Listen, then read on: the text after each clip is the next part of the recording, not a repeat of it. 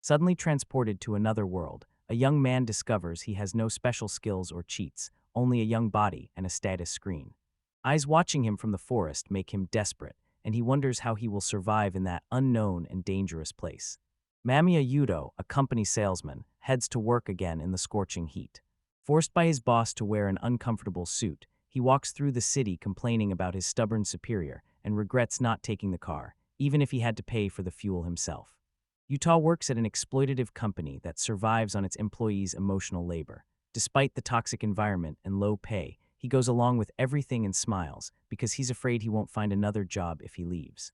Living on the little he earns, trapped in a cycle of repetitive work, he clings to small comforts like a new book release.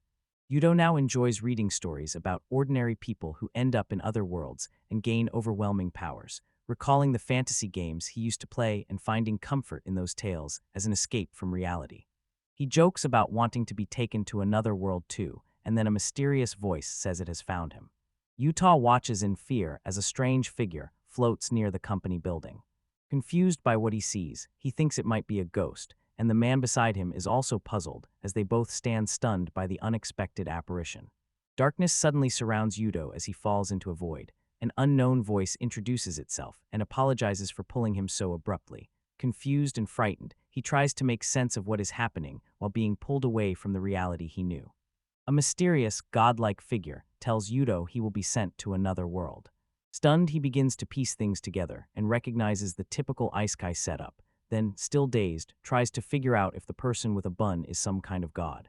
Yudo keeps telling himself it's just a heat-induced dream, but the divine figure assures him the space is real. She reveals a plan to send him to a fantasy world filled with magic, weapons, and abilities. Enchanted by the idea, Yudo grows excited and asks if he can have an overpowering skill. Gradually, it sinks in that this is not a dream but reality. When Yudo asks if he'll get a special skill, the new smiling character says he won't. Taken aback, Yudo steps back and asks to be sent back to his world, seeing any trip to another world with no advantage as suicide, and disappointed decides it was all a dream and tries to leave. The celestial figure says Yudo will go willingly to another world because deep down he is not satisfied with his life, and that dissatisfaction is exactly why she could appear to him. Shaken and surprised, Yudo starts reflecting on his frustrations and cannot deny the truth of those words. Yudo remembers his student days, when he spent hours in virtual worlds and dreamed of isekai stories. He admits he's intrigued by that kind of world, but won't be thrown into it without guarantees. Aware of the dangers, he decides to fight for a powerful skill and to get a cheat from the god who summoned him no matter what, angry and refusing to rely on willpower alone to survive.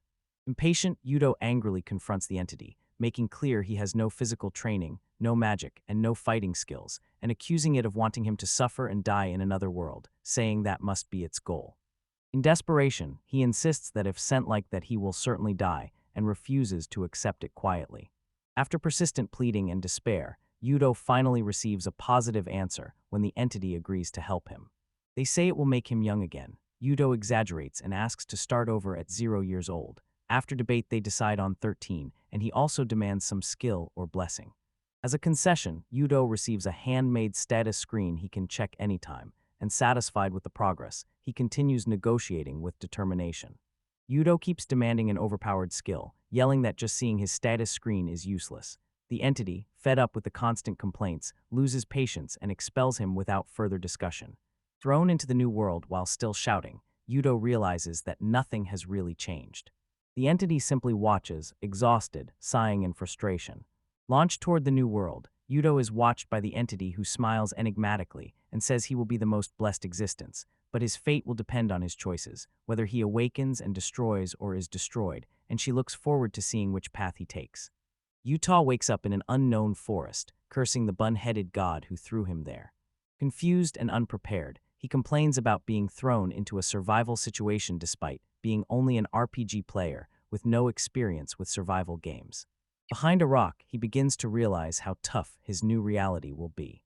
Calm and checking his body, Yudo realizes God really made him younger, just as promised, and though still confused, he knows it's not the time to complain and must act. Yudo goes over the deal with the god and feels he could have gotten more if he'd been less greedy. All he got was a younger body and a status screen. Despite that, he comforts himself with what he gained, and now in that world, refuses to give up easily, accepting that he faced someone far above him in power and authority. Recognizing the urgency, Yudo prepares to survive and checks every item he brought. Flashlight, batteries, screwdrivers, company papers, a calculator, an unused phone, pens, a notebook, and some work-related items. Yudo uses anything he can as improvised tools or weapons, determined to find shelter, water, food, and make fire before night falls, tears his clothes to move more easily despite wearing uncomfortable shoes, and accepts his fate to fight to the end, confronting the bun-headed one who sent him there. As he adjusts, a white circle appears at the edge of his vision, likely the button to open his status screen, and he feels confused, but begins to understand the rules of this new world. Yudo touches the white circle in his sight, and a huge shape suddenly materializes before him, leaving him completely surprised. Startled, he falls backward, and then, to his astonishment, realizes this is something important that could change everything. Yudo opens his status screen and gets frustrated when it's too large and blocks his view. Able to control it with his mind, he still complains about the bun-headed god's poor design choice. The screen shows his name, level 1, and basic attributes, but the blessings and skills sections are empty, so he has no special powers and he still watches everything with curiosity. Yudo scans the skills screen and is impressed to find more than 100 types, including combat, magic, support, and crafting. Noticing he can unlock skills with points earned by leveling up or completing quests, he sees each skill has a bar showing whether it can be learned or improved, and finding the system intuitive like an RPG, he writes down his initial status to get organized. Distracted by the skill list, Yudo doesn't notice a monster lunging at him, one that resembles an early-stage creature. Fear grips Yudo as he realizes he's never fought before and starts to doubt he can win. With no skills or preparation, he faces real danger for the first time in this new world. Yudo tries to remain calm and assess the situation, noting the monster is slightly larger than a rabbit and deciding he must predict its moves to survive. The creature's horn is the biggest danger. A direct attack would likely kill Yudo or at least leave him helpless. With no healing skills or items, Yudo knows any mistake could be fatal and decides to act with maximum caution. Seeing the monster about to charge, Yu too makes a quick decision. Unarmed and untrained, he wraps his jacket like a cloak and holds it tight in front of him, with a determined look, ready to use the fabric as a distraction or an improvised shield when the attack comes. The monster charges toward Yudo, just as he predicted. Using his jacket as a distraction, Yudo blocks the creature's vision to throw off its aim. When the charge hits, he holds his ground and prepares his next move, determined to turn the fight around despite having no combat training. Yudo uses his expensive suit as bait, tossing it in front of the monster to draw its attention, and as the creature charges, he rolls to the side to take advantage of the opening and counterattack. Part of the plan succeeds, but the monster starts twitching and moving uncontrollably, making it hard to approach. Annoyed, Yudo shouts for it to stop moving, stays alert, and watches for an opening. Determined, Yudo finishes the attack by binding the creature with his sturdy tie and driving the creature's own horn into its body. Upset about using an expensive tie, he bets everything on this final move. After the strike, he collapses to the ground, panting and unsure if the monster is finally dead. Tired, Yudo decides he shouldn't celebrate and needs to find a safe place to sleep. Spotting a large tree, he considers climbing it to spend the night. Renewed strength fills his body, and with exaggerated shouts he starts to climb, recalling practical office techniques and using his belt to aid the ascent, putting his creativity and survival instinct to work.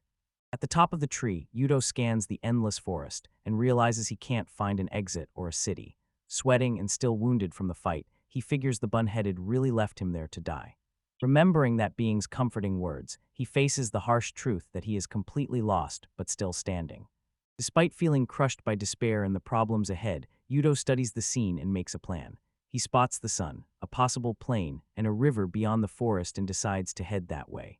Despite the hardships, he feels a small door to the future has opened, and with a determined smile, he says he will cross that forest whatever it takes. Mamiya Yuto remembers how it began when a bun-headed god threw him into another world. With no special abilities and only a rejuvenated body and a status screen, he survived the first day through courage and quick thinking, spent the night in a tree exhausted but alive, and ends his introduction with a determined smile and a happy ending, at least for now. Yudo wakes from an uncomfortable sleep atop a tree, frustrated to find he is still in that world. Complaining about his missing soft bed, he stretches, his body aching, and thinks about his next steps. Resolved to survive, he heads for a river and gathers food along the way, and if that fails, he can fall back on the horned rabbit he defeated as an emergency reserve despite being tired. Preparing to resume his journey, Yudo notices he still has his multifunction watch. Realizing he can use it to tell the time and orient himself with the built-in compass, he is surprised he hadn't thought of it before and becomes excited about its usefulness, recognizing the value of modern technology even in another world. Startled by the birds' noise, Yudo soon realizes they are feeding on fruit. After watching closely, he decides the fruit looks safe, hungry enough to risk a bite hoping it is not poisonous, and still wary he cannot hide his joy at finally finding something edible. As Yudo gathers and eats the fruits, he feels he is making progress. On his status screen, the Gathering Skills experience bar has increased.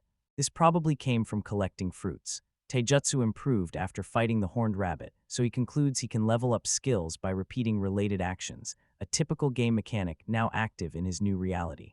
Discovering the world system works like a game, Yudo gets excited. With this kind of mechanic, he thinks he can actually survive. Pleased by the discovery, he moves forward with more confidence. Something strange coming from a nearby point in the forest draws his attention, and he approaches to investigate, unsure what to expect. Yudo meets a new creature, a goblin, pausing at the thought of attacking one that looks more human than the horned rabbit, but convinced it's a threat, he readies himself for the fight, sure he won't lose this time. Noticing Yudo, the goblin charges while shouting, and Yudo's face goes cold as the creature runs at him with murderous intent. Startled by the aggression, he steps back and realizes the situation is far more serious than he thought. A goblin's blow sends Yudo flying. Rolling to the ground, he barely stops and feels the impact. Still hurt, he forces himself up as the goblin roars, showing the fight is far from over. Realizing he underestimated the goblin, Yudo admits his mistake. Even after landing a solid hit, he finds himself at a disadvantage because he is still level 1. Frustrated, he limps away, admitting he was naive to enter direct combat without preparing. Yuta knows goblins are real enemies, not just injured, dirty NPCs. He pushes aside any naive thoughts. With a hard stare and an improvised weapon, he moves forward to kill the enemy without hesitation. Despite his wounds and blood-soaked body, Yudo pins the goblin down and attacks with everything he has. The creature struggles, but Yudo does not hesitate. A precise blow ends the fight. Out of breath but determined to survive in that brutal world. Exhausted and wounded, Yudo drags himself to a tree. While trying to stop the bleeding, he realizes he underestimated the enemy, and though the pain bothers him, he knows it would have been worse if he hadn't acted. He now hopes the wound will not get worse and learns that in this world, every decision can come at a high cost. Yudo limps back to the spot where he fought the goblin and notices something strange nearby, realizing this new world is not a game but cruel and lethal. Seeing a mutilated body, the truth hits him hard. People die easily here, so he decides he must be much more careful from now on. As he crosses a patch of strange dark mist, he suddenly feels pressure on his back. His body goes rigid. He's thrown to the ground. Coughing, he tried to figure out what hit him. After recovering from the earlier impact, the protagonist confronts a strange creature rising from the ground. Just after being attacked, the creature's cute appearance surprises him. Hesitating briefly at its charm, he shakes it off and remembers he was targeted. Suspicious, he tries to figure out how the creature managed to hit him. The creature catches the protagonist off guard and starts casting a spell. Realizing he is already inside the attack's range, and with no time to identify the magic, he panics and prepares to defend himself the only way he can by using his briefcase as a shield. The spell strikes the protagonist's briefcase directly, and he barely manages to use it to shield himself. Despite the reduced impact, the attack still hits with immense force, and he knows another strike will leave him unable to resist. Knowing he can't keep defending with the briefcase or dodge, the protagonist has no choice and runs straight at the enemy, ready to risk everything. Reacting, the creature prepares another spell. Summoning all his strength and determination, the protagonist lands a powerful kick before the creature can cast its spell. A brutal blow lands square on the face, blood pouring and the fight ending in a single strike. Defeating the creature before it could launch another magical attack, the protagonist breathes a sigh of relief. Exhausted, he collapses at the base of a tree, thinking about the danger. A notification appears before his eyes announcing he has reached level 2. The milestone satisfies him, but he soon realizes how cruel and relentless this new world is. Waking exhausted after sleeping atop a tree, the protagonist feels no relief from fatigue. His worn body aches after fighting a goblin and a mole one after the other, and he is injured and needs to clean the wound as soon as possible. Staggering, the protagonist feels dirty and dehydrated, and the smell and fatigue weigh on him until he realizes he's close to his limit. Drawn by the sound of water, he rushes panting to the spot and finally finds what looks like a spring. Relieved, he wonders whether he has finally reached his destination. Finding the water, the protagonist feels a rush of energy and runs toward it with a relieved shout, then throws himself in without hesitation to finally refresh and take care of himself. After washing up and drinking some water, the protagonist begins organizing the essentials for survival. After washing his clothes, he uses nearby resources to find drinking water, fish, and catch a rabbit for meat, confirming he can sustain himself for a while. Pleased with the fish trap he built, the protagonist celebrates the success of his idea. With food and water secured, he focuses on the next step, learning fire magic. Determined, he declares the new goal aloud and prepares to move forward. The protagonist returns to his makeshift resting spot by the waterfall. Opening the skills menu, he spends his level-up points on fire magic, smiles confidently as he places the first point, and soon adds more, pleased with his progress. The protagonist celebrates learning fire magic level 1, convinced he can cast powerful spells, but the description shows it only grants weak magic with under 10 magic power. Feeling confused and frustrated, he wishes he had learned something more impressive, like a direct fireball. Without fully understanding it, the protagonist tries out his new skill. Confident, he aims forward and says the spell's name, Fireball, activate, expecting it to work as he tries the magic for the first time. The protagonist keeps trying to get his fire magic to work. First, he changes the phrase, thinking the word activate might be unnecessary. Next, he tries different hand gestures, hoping they will affect the outcome. Even without immediate success, he persists with steady determination. Despite many attempts and different gestures, nothing changes.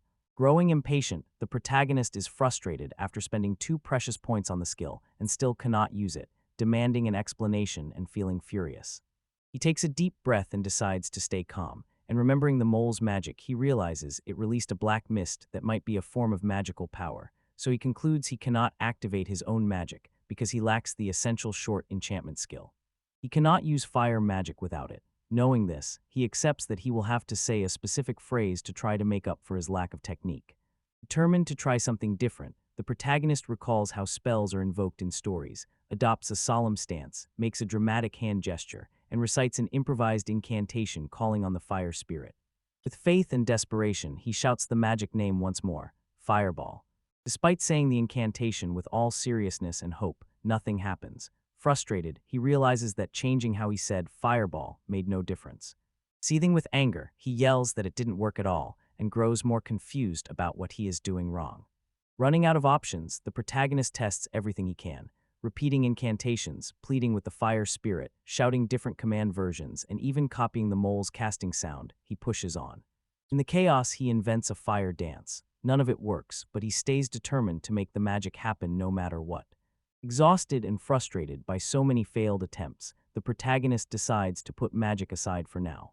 In his makeshift shelter, he realizes he may need to use the world's language to make the spell work, something impossible for someone from elsewhere. Finding no solution right now, he lets fatigue take over and decides to sleep. The next day, the protagonist regrets being unable to use fire magic because he wanted to roast the fish and rabbit. With no other choice, he prepares to cook the traditional way, but before he can act, a goblin appears ready to attack him, interrupting his plans again. The protagonist defeats the goblin easily and realizes he's getting used to this kind of fight. Soon he finds a rabbit and thinks about food, gives up on trying to use fire magic, and tired of surviving decides he must find a village to end this routine, and despite fearing parasites, he eats raw fish for now, strengthening his resolve to change his life. As he plans for the future, the protagonist realizes he's leveled up, learned a new skill, and must hurry.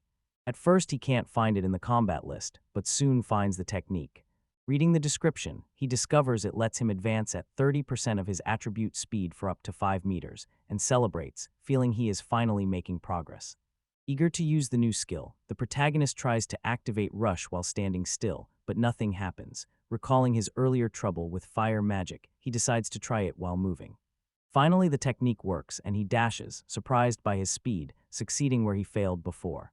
The protagonist celebrates, discovering that Rush really works.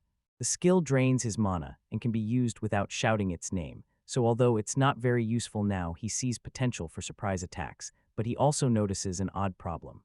Using the skill makes his shoes fly off. Exhausted from testing the Rush skill, the protagonist finds a perfect elevated spot safe from goblins with a river and fruit trees nearby, and charmed by its comfort, decides to make it his new base to recover and prepare for what comes next. The protagonist chooses to assess his situation. Noticing he gains 3 attribute points per level, he figures that with a max level of 99, his final stats could reach about 300. Looking at his attributes, he sees skills are tied to those numbers. Fire magic depends on intelligence and rush depends on agility. Unsure when he learned the dash skill, he thinks it may have unlocked automatically at a certain level. For now, he decides to put fire magic aside and focus on efficient growth. Checking his skills, the protagonist notices several percentages increasing with his actions, such as gathering earth magic and detecting presence. He believes these improvements come from defeating monsters like the horned rabbits and concludes that winning against enemies speeds overall growth, not just in direct combat but in other useful areas. Feeling motivated, he begins to think that defeating more creatures could greatly benefit his progress. The protagonist notices many useful daily skills like cooking, forging, and gathering, and concludes the world's inhabitants likely choose skills based on their life plans. It brings back a game he used to play. It was a place where players could fight monsters, go fishing, enjoy the scenery, or simply have fun. Like in the game, he realized people could live many different ways there, and everyone followed their own path. The protagonist remembers his past in the game, when he sought only power. Rising to the top, he became known as the god of cessation across all servers. Virtual fame came at a high price. He dropped out of college and was kicked out of his home. Still, he admits that period was the most fun of his life despite the consequences. He realizes this new world is exactly the kind of environment he likes. The status, skills, and evolution mechanics remind him of when he was the best player. Almost overcome with excitement and nostalgia, he feels the same enthusiasm as when he was at the peak of his old virtual life. Despite his excitement about the new world's possibilities, the protagonist holds himself back. Reminding himself he is an adult now, he refuses to repeat past mistakes or lose himself as before. Lying down to rest, he hopes for at least a good dream that night, a brief moment of peace in this new journey. Using his plan, the protagonist tosses small stones and mimics monster calls to lure and easily defeat 2 enemies. Pleased with the plan, he celebrates the stone bait strategy's success and cheers when his level reaches 5. Confident in the stone bait strategy, the protagonist no longer fears the moles. Defeating them gives good experience, especially in earth magic and presence detection, while unarmed goblins give little. He thinks the goblin who used his staff must have been a rare monster, since he has not seen another like it. While lost in thought, the protagonist hears a distant scream and grows afraid, imagining a monster or goblin, but soon realizes it is a human voice. Alarmed, he runs toward the sound, thinking someone might be attacked, a woman or child, and immediately checks the situation. Running toward the scream, the protagonist is cut off by a mole bursting from the ground. Without breaking stride, he kicks the creature away. Soon he realizes the creature came from underground and figures there may be more nearby, so he keeps running and looking ahead, finally sees a group of people, the ones who made the voice. The protagonist approaches and realizes that 3 children are in danger, 2 of them running desperately. The third holds off the goblins with a dagger, bravely protecting the others. The situation is critical, and he knows he must act quickly to save them. Spotting a group of armed goblins, one wielding a sword, the protagonist has avoided facing multiple enemies until now but does not hesitate and runs to intervene. Refusing to watch anyone die, he is scared but determined to protect them. The protagonist rushes up to the boy facing the goblins and lays out a simple plan. He'll take 2 enemies while the boy handles the rest, and the boy, surprised and confused, says nothing. The protagonist acts anyway, hoping the other person understands his intent and joins the fight. At last, the boy accepts the proposal and joins the protagonist with determination. They take combat positions side by side. Confident, the protagonist strikes first. They believe victory goes to those who act without hesitation. Together, they charge the goblins with full force. With full force, the protagonist strikes one goblin with his blade, but misses another blow, and, frustrated, complains about the failure. Another enemy is approaching. The fight is far from over, and he must stay alert. In the battle, the protagonist becomes used to the chaos and moves forward with new confidence to face the sword-wielding goblin. Then a swift, precise punch sends the goblin to the ground and drops its sword, showing he is becoming better prepared to survive in this new world. Wounded, the protagonist pushes through the pain and keeps fighting with determination. Landing a decisive blow, he finally defeats the goblin. The boy fighting beside him watches, impressed, realizing the other man killed a goblin on his own. Soon after, a voice calls to him. Someone has noticed his courage. and the boy sees the goblin is still focused on the boy and has not noticed the protagonist. Realizing that if he doesn't act fast, the protagonist might finish the enemy first, he gets angry and charges in to land the final blow, determined not to lose credit for the victory. Just as the boy is about to deliver the final blow, the protagonist moves quickly and kills the goblin. The boy is stunned. Keeping a serious expression, the protagonist apologizes but makes it clear he could not let them steal his victory. The effort is rewarded and his level rises to 6. The protagonist reflects on the last hit bonus common in MMORPGs, where the player who lands the final hit gets all the rewards. Wondering if the system applies in that world, he concludes it does. Despite the victory, he feels conflicted because after finally finding a place, he acted out of greed and now fears he made a bad impression by stealing the other boy's chance. He realizes he does not need to worry as the 3 youngsters he saved smile and cheerfully thank him, even though he does not understand them. Relieved but aware of the language barrier, he gestures and speaks slowly, asking them to wait a moment. They nod and seem to understand, showing goodwill. The protagonist tackles the language barrier by learning the skill Otherworld Language Comprehension, but at level 1 he understands only like a 5-year-old and gets frustrated, so he spends another point and reaches level 2. Now he understands only at an 8-year-old's level, outraged and yelling in frustration about the slight improvement and feeling cheated. Still frustrated after using all his free points, the protagonist decides to raise the language comprehension skill again. Finally, he understands the group's surprise at his sudden change. Relieved, he thanks them for waiting and asks them to explain what happened. Seeing the protagonist understand the language, the group finds it strange and assumes he was praying to the goddess, but he shrugs it off, saying he had only forgotten the language for a moment. When he asks whether they live there, the youngsters said they live in nearby Bezart town and had come to the forest to hunt horned rabbits, but goblins attacked on the way, causing Pada to break the wagon rings and everyone to flee into the forest. The 3 argue over who was to blame for running during the attack, and Pada insists he only followed orders to run straight ahead. May defends herself by saying she trusted Zinc to handle the goblins, and Zinc replies that he couldn't face armed goblins alone. Amid the confusion, the protagonist watches with a quiet smile and finds it comforting that the noisy group still feels familiar and safe. Though the world feels like a game, the protagonist realizes he had been distracting himself to avoid thinking about the real possibility of dying, and with no survival experience or anyone to rely on, he knows any mistake could have been fatal. Now, watching the city children chat happily around him, he feels a shift and realizes he is no longer alone. Reassuring the girl, the protagonist says he is fine.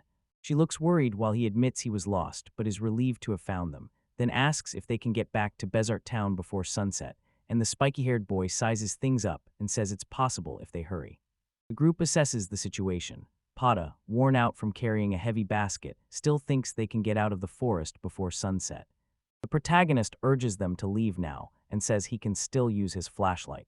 It delights everyone, and the children react enthusiastically, clearly impressed by the modern item. The children are thrilled by the flashlight, thinking it's magical and concluding the protagonist must be an aristocrat because his clothes are different, and he tries to end the conversation by asking them to focus and reminding them time is short. Zinc leads, saying he knows the way after spotting the Seer River, and suggests cutting through the forest to avoid delay. Zinc guides the group through the forest and quickly kills a rabbit with a single precise strike. He cleans his blade in silence while the others watch. The protagonist, May and Pato, walk just behind, keeping pace. Zinc draws his sword and says he'll use it instead of the knife, noting there's no time to gather magic stones or monster parts, and he just wants to test how the blade cuts. The protagonist watches with curiosity, surprised to hear about magic stones and body parts, and May explains the 4 stones are small and of low value, but still useful for beginners like them. He replies that he's not noble but a low-level corporate slave. May perks up at the title, picturing him caring for incredible creatures. Zinc and Pada assume he didn't sell magic stones because he's wealthy. May explains they form a group. Zinc hunts while she gathers materials, and the Potter carries everything. The protagonist realizes they work like an organized team. The protagonist asks whether May is afraid to enter a forest full of monsters. She admits it's scary but says her family runs a pharmacy, and some villagers use magic to treat wounds. Since herbs and fruits sell in town and medicines are expensive and hard to sell, she wants to help her family by earning money this way. The protagonist praises her dedication. Meanwhile, he notices something strange about Pada and calls him. Seeing Pada panting and tired, the protagonist worries and offers to slow the pace. Pada apologizes for being slow. May says he never had trouble helping his family on the farm, but now seems to be struggling. She explains that Pada still does not understand the protagonist's language and plans to ask the goddess for the language comprehension skill during the next prayer. The protagonist confirms, intrigued. As the group walks, Potter admits he still struggles with farming, which surprises the others, and the protagonist explains that praying to the goddess feels to him like spending skill points, while Zinc, alert to the surroundings, notices something odd under the tree rather than above it. Striking the ground with his sword, he explains that Huli moles are sensitive to sound and will appear if they are nearby. The protagonist recognizes the tactic with a surprised look. The protagonist praises Zinc's knowledge, and Zinc smiles, saying he learned it all from his father, a hunter. Asked about future adventures, Zinc says he would only go to the Rock of Plains, and then only in the distant future because many strong monsters live there, and the protagonist notices he cares more about May and Pada than about adventuring.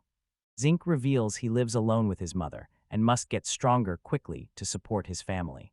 The protagonist sees the burden each of the three carries. Zinc inherits a dangerous job, May risks her life for money, and Pada gives up his studies to work on the farm.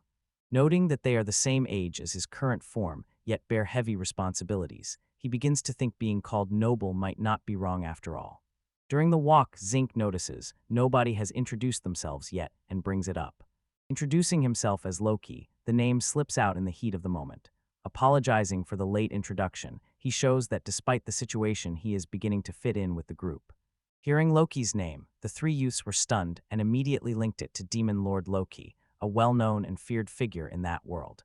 The protagonist, not fully grasping the impact, responds with a simple, confused "A" to the exaggerated reaction.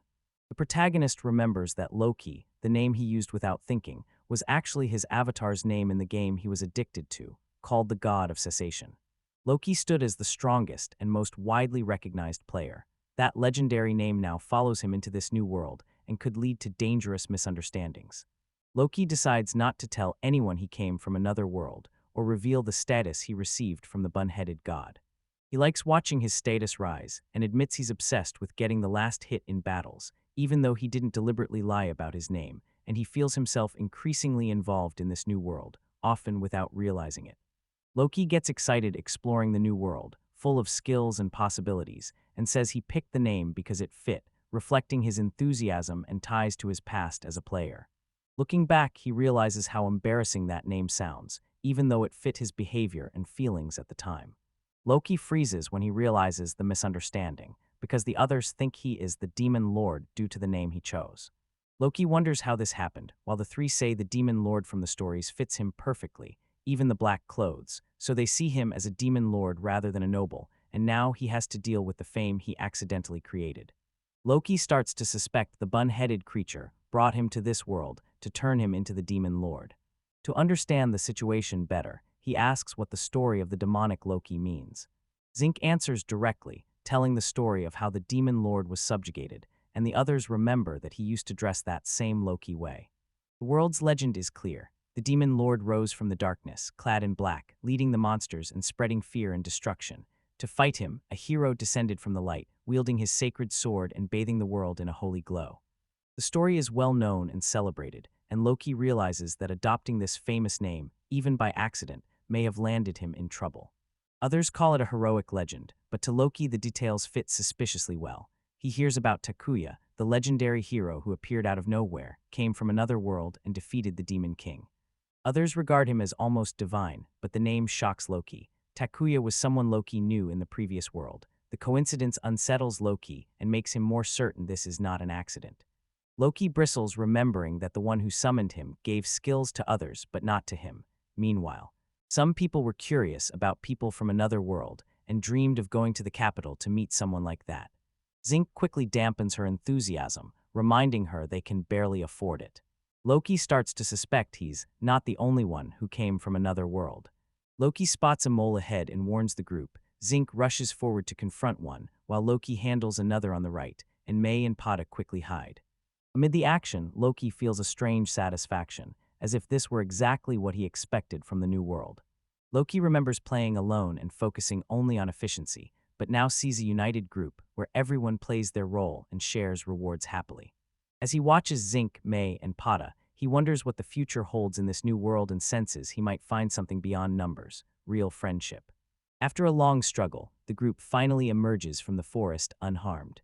Relieved, they celebrate with joy. Seeing Pada tired, Loki offers to carry the heavy basket form, showing he's becoming more integrated and willing to help his new companions.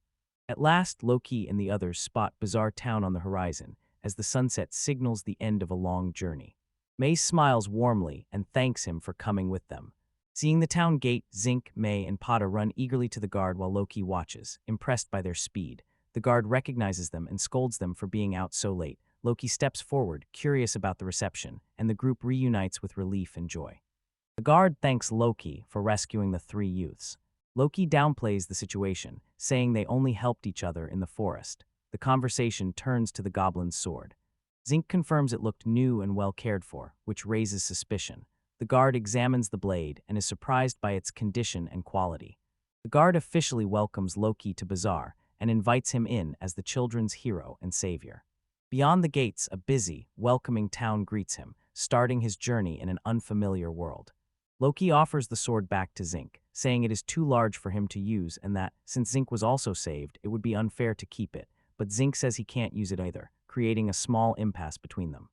The guard cuts in before the conversation drags on and says they can continue at the Hunters Guild tomorrow.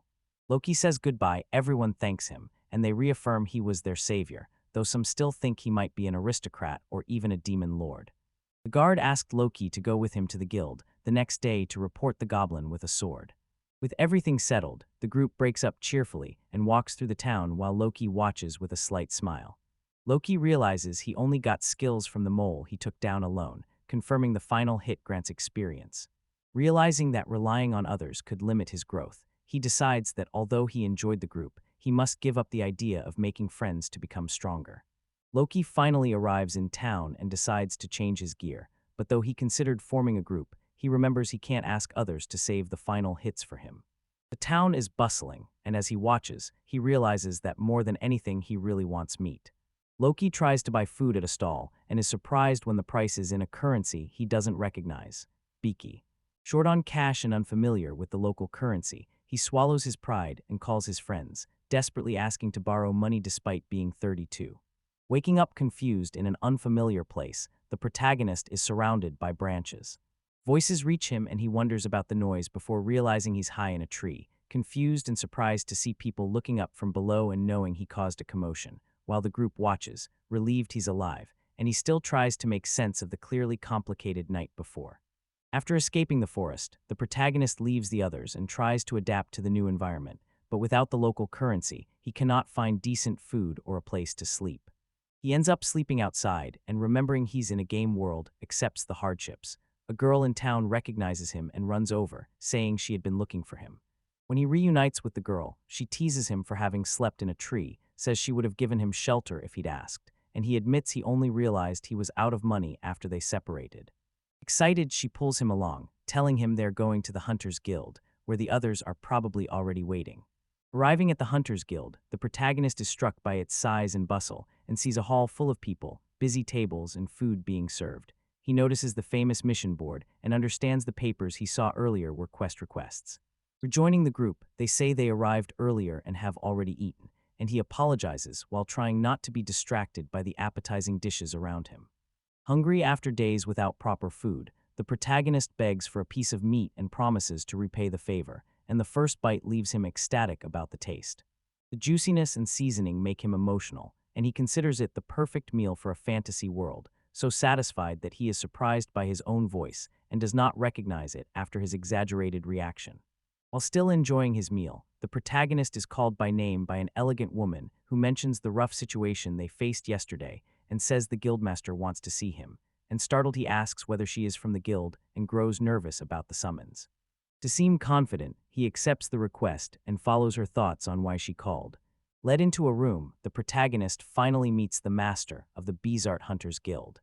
Yagov introduces himself and apologizes for calling unexpectedly. Polite and direct, he offers his left hand for a handshake. The protagonist finds the gesture odd but returns it respectfully, aware of the moment's importance.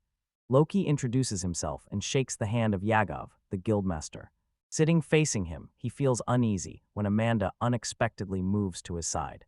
Yagov wastes no time, goes straight to the point, and hands something to the protagonist, indicating there is an important matter to discuss. Yagov hands the protagonist a bag of coins. The mayor offers a reward to thank him for saving the children. Surprised, the protagonist downplays it, saying he acted on impulse, but admits the money will help because he has no means. He thanks sincerely as Yagov frames the gift as official recognition of his deeds, despite his outsider status. Yagov invites the protagonist to join the guild as a hunter, and the protagonist says the role suits him but hesitates because he does not intend to stay long in town.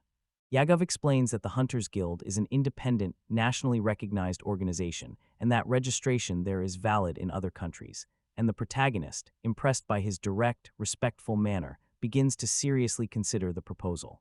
During the conversation, Yagov says you can tell where someone is from by watching their mouth movements. With a more serious look, he says the protagonist's language is unlike any he knows. The protagonist tenses, realizing he may have stood out more than he wanted, yet he acknowledges there is much to learn in this new world. Yagov reveals 2 hunters went missing 10 days ago while hunting in the Great Pomera forest, and one of them had repaired a sword before the mission. Then the protagonist is pressed to explain in detail why he was in that forest when he is not a registered hunter. The protagonist feels interrogated and suspects he is under suspicion. He thinks about lying but decides it would only make things worse. Resolved, he firmly declares he did not kill the missing hunters. Without revealing why he was in the forest, he insists that if he had done something so serious, he would never have shown his face in town. The protagonist says he saw what looked like a human arm being eaten by a goblin 3 or 4 days ago. Yagov concludes the hunters are almost certainly dead, and the protagonist offers to return the sword taken from the goblin and help search for their remains to give to their families. But Yagov says the two have no close relatives and allows the protagonist to keep the sword. Yagov explains he was not suspecting the protagonist and only needed to understand the situation because incidents like that are part of a hunter's risks. As the conversation ends, he mentions the registration desk will be open at noon and that it would be good if the protagonist decided to join the guild. Smiling, he says goodbye and offers his best regards, leaving a respectful, cordial impression. Leaving the room, the protagonist feels confused by the conversation and doubts Yagov's intentions, thinking the guildmaster may have mentioned the hunter's remains to appeal to his empathy, yet he still recognizes Yagov's eyes as those of his old company director, a respected, always smiling figure trusted by younger people. After thinking more about Yagov, the protagonist changes his mind, since the man's friendly smile is undermined by emotionless eyes and leaves him suspicious. Deciding he doesn't like Yagov, he retracts his earlier opinion.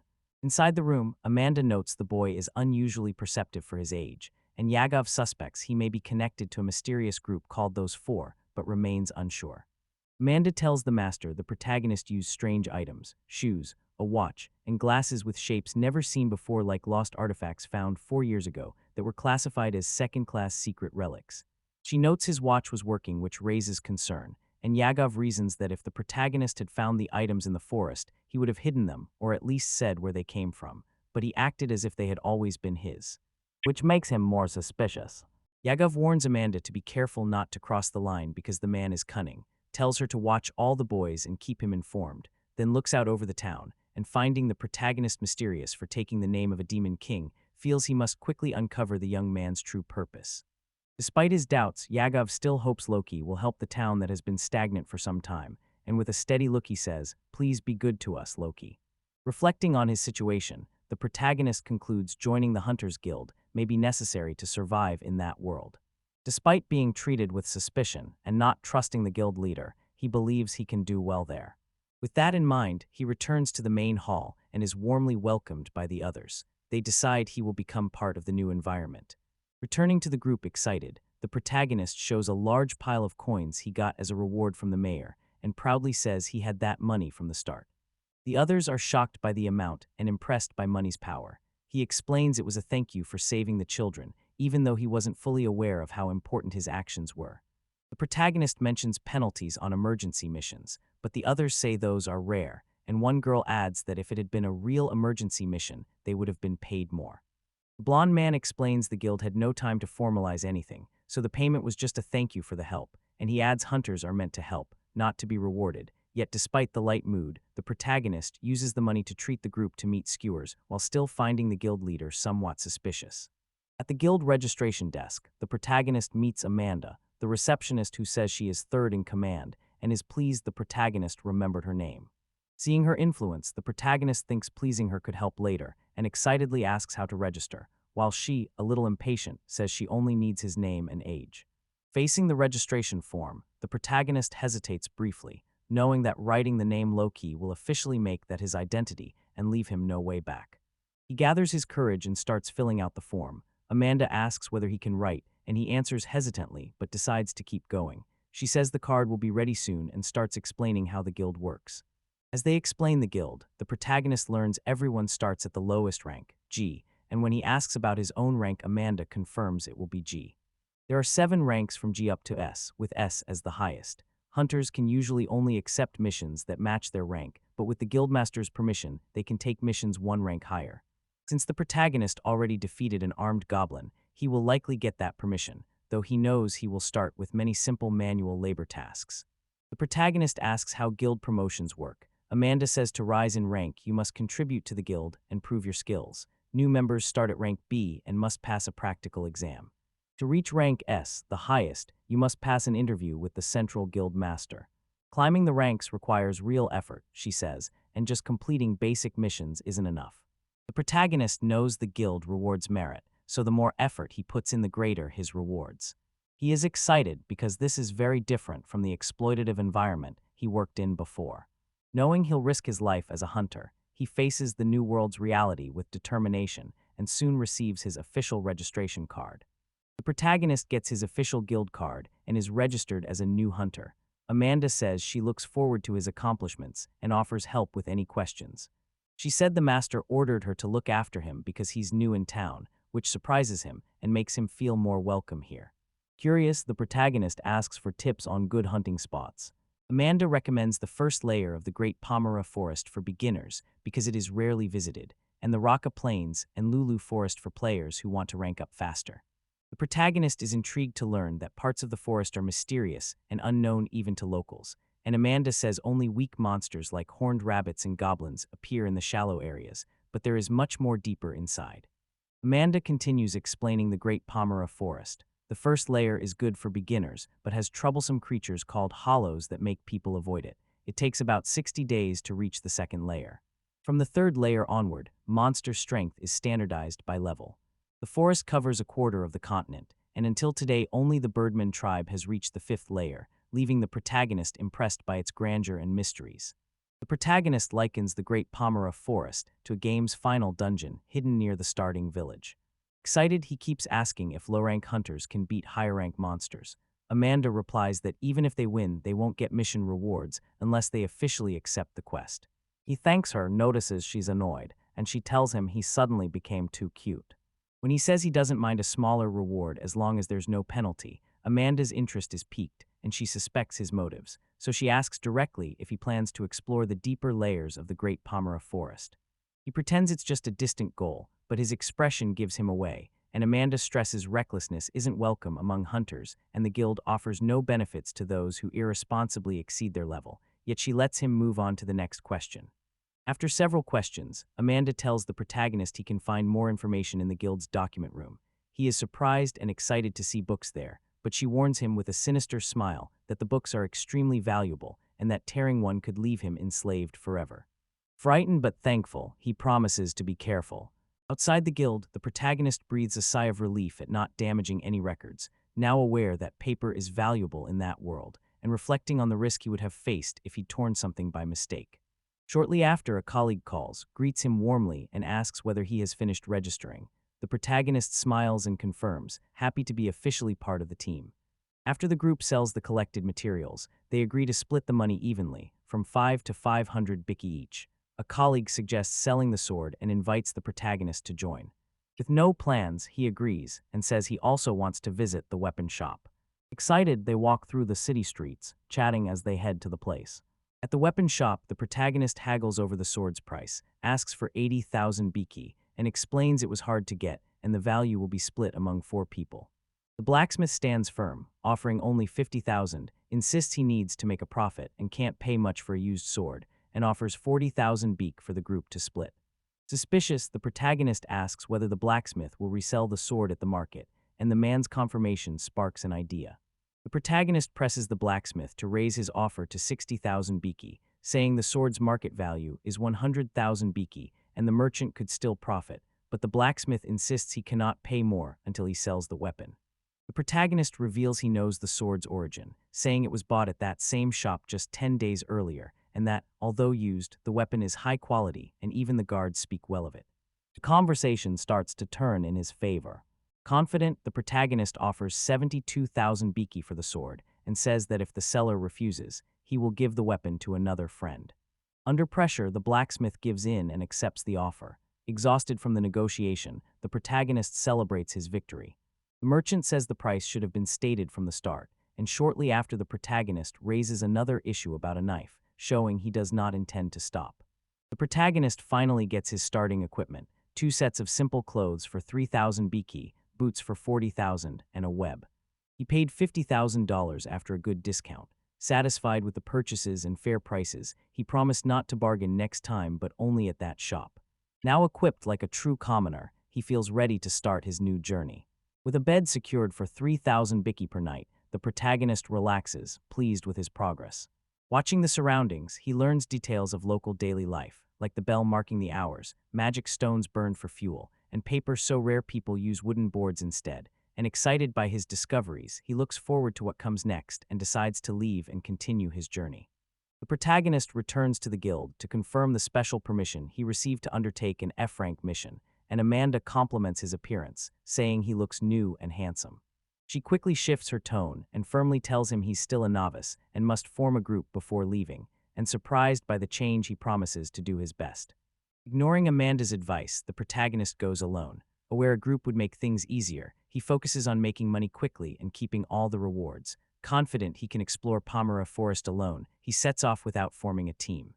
At the city gate, a guard recognizes him as a hunter, but he remains determined. This mission will be solo. About to leave for his mission, the guard tells the protagonist to be back before nightfall. Realizing they are worried about him surprises him a little. Smiling confidently, he replies with enthusiasm and heads toward the forest, determined to face the challenge alone.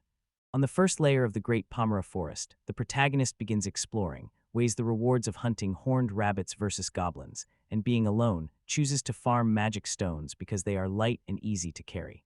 Careful, he decides today will be only a test to get a better sense of his surroundings. Among the vegetation, he spots a rabbit and prepares to act.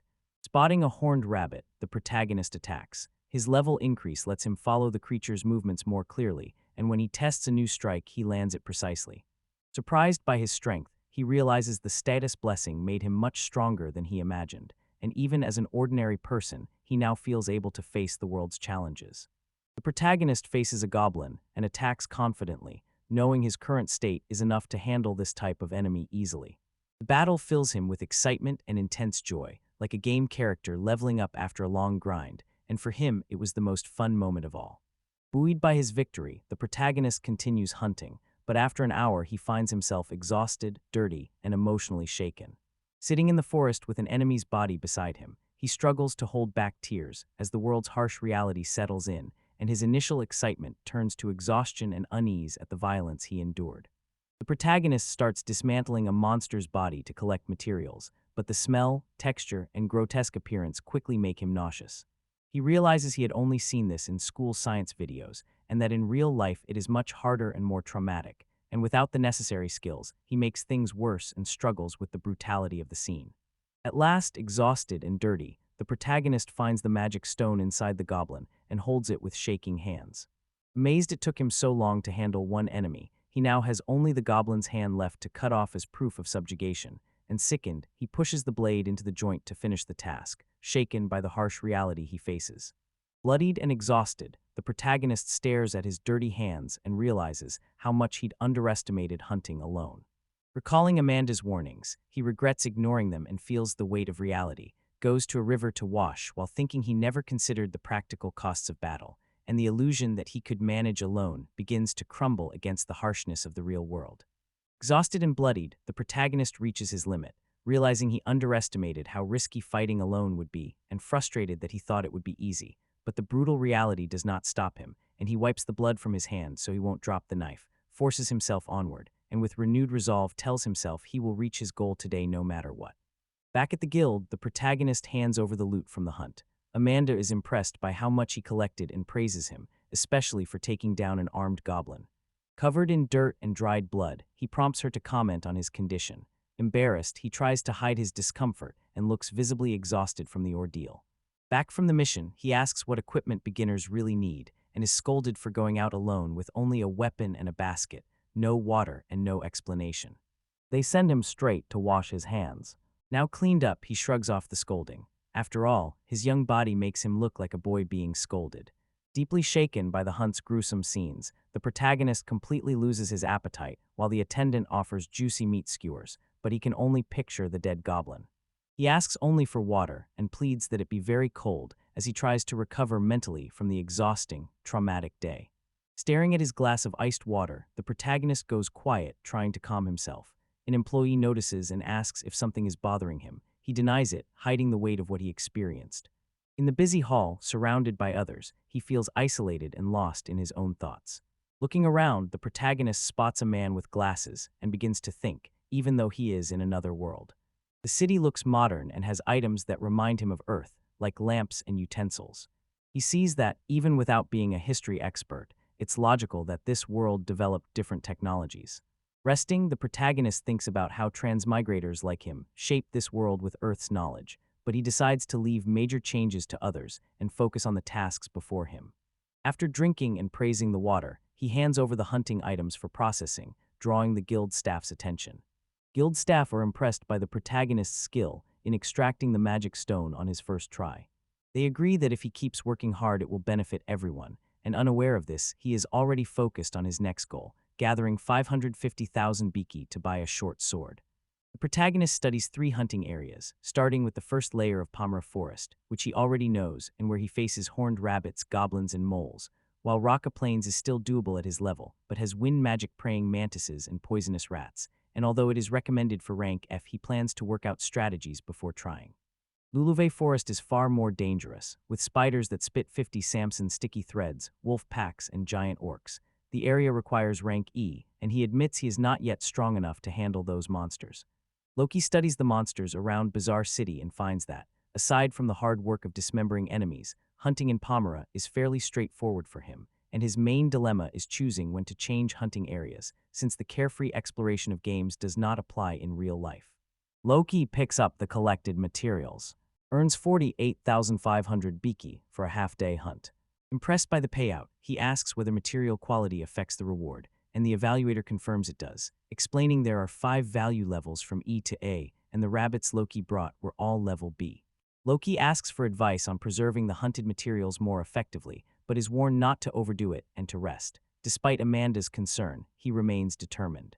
He believes that by working more efficiently and upgrading his equipment, he could earn up to 100,000 biki per day, and despite knowing his limits, he feels a pressing need to evolve soon. Amanda calls Loki to teach him hunting, but he tries to dodge it by saying he needs to buy supplies, and she insists while warning him not to do anything reckless. At last, she hands him the item she forgot to give him earlier. Loki watches a church, and though he can check his status anytime, he's curious how others do it, and when he sees a church coin, he realizes it serves that purpose, and a colleague then approaches to ask if he has already finished the day's hunt. Loki meets his colleagues while getting ready to leave. After learning a friend hasn't checked his status in 2 years, Loki gives him the church coin Amanda gave him, saying he won't use it soon and keeping it would be a waste, and when the friend hesitates to accept it for free, Loki insists and tells him not to worry about it. Loki hands the church a coin and asks how the city checks people's status. The boy says it's simple. A blackboard shows letters that mark each skill's level. Loki understands but wonders if his curiosity about the local system is too weak a reason. During the discussion about the skills on the board, a girl loudly announces her abilities and Loki panics. He cuts her off, saying it's unsafe to talk about this in public, and one of the boys backs him up, saying his father warned that people with rare skills can be kidnapped and enslaved, so the girl decides to keep her abilities secret. As the group chatted loudly in front of the church, a nun appeared, scolded them for making noise, and told them to calm down.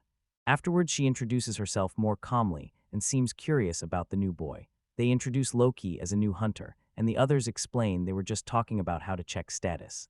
The nun is welcoming and says he can ask about the church whenever he wants. Offering a practice smile, Loki promises to work hard hunting monsters to be polite to the nun.